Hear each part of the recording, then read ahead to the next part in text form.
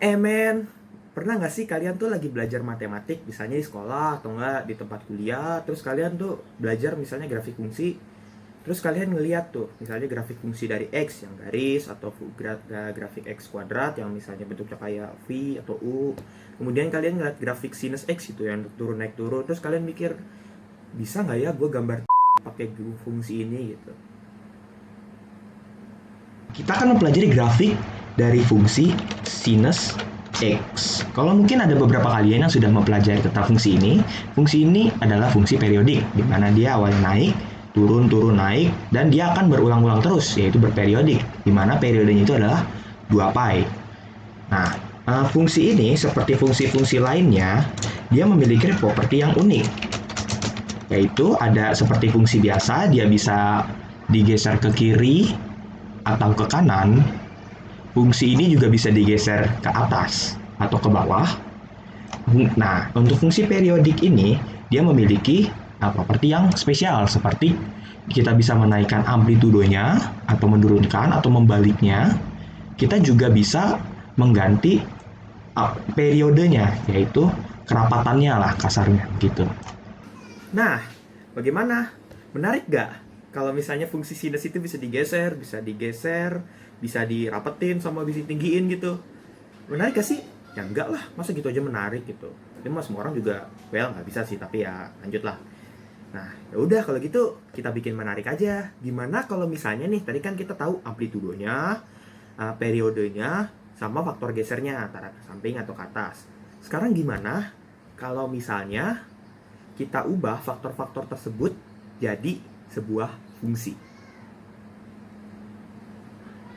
Ya, coba kita mulai dari mengubah amplitudonya menjadi fungsi.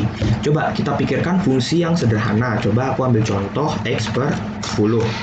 Bagaimana jika kita buat amplitudo dari fungsi sinus X itu tergantung dari fx gitu ya, dimana kita buat ini adalah X per 10.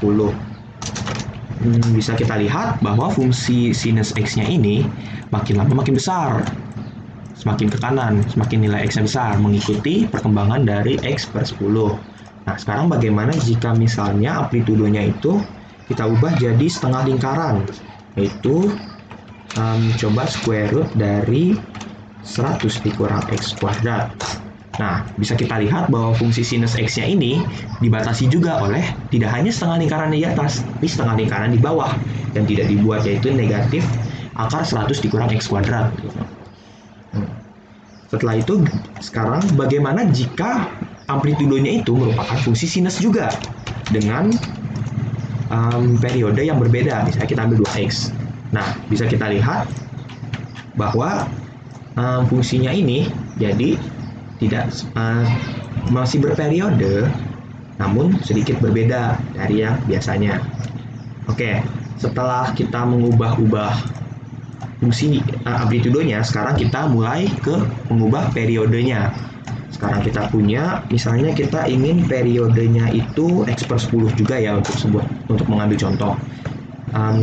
Bagaimana jika misal kita buat periode dari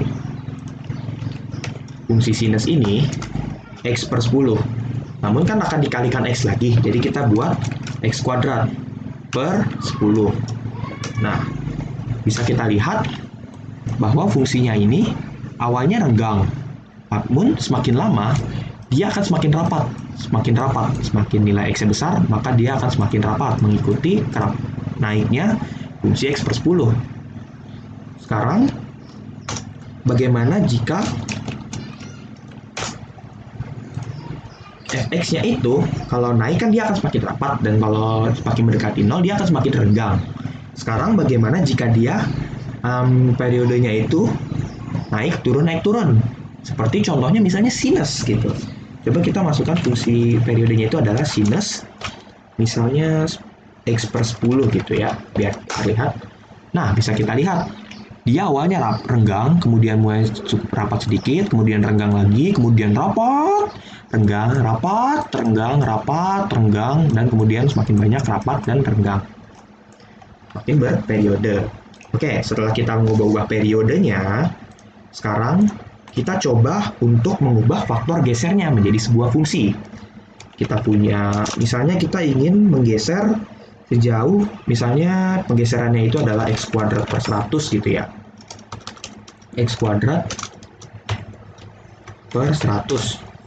Nah, kita lihat fungsi sinus x ini, jika dia digeser oleh sejauh fx, maka bisa kita lihat bahwa fungsi dari sinus x ini, dia akan ada selalu di tengah-tengah dari garis x kuadrat per 100 ini. Nah, sekarang bagaimana jika misalnya faktor gesernya itu kita ubah jadi nilai sinus juga? Apakah dia akan bergelombang di gelombang? Mari kita lihat. Coba kita misalnya ambil contoh sinus 3x. Nah, kalau di sini masih belum terlihat cukup jelas. Namun jika kita misalnya kita besarkan periodenya jadi 100, bisa kita lihat dia grafik sinus ini akan merapat terus dengan pusatnya itu di garis dari grafik fungsi sinus 3x. Nah, gimana? Menarik gak? Ya menarik lah. Orang kamu bisa customize gitu.